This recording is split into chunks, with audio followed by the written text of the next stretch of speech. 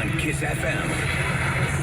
mbona imbere kisema mu minsi ishize agira ngo yumve ariko otini n'uwite umutoke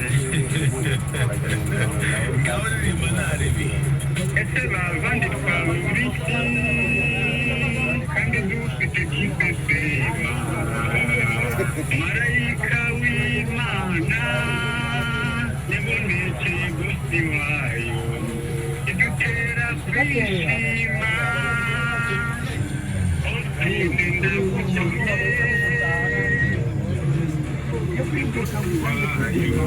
Nirvana.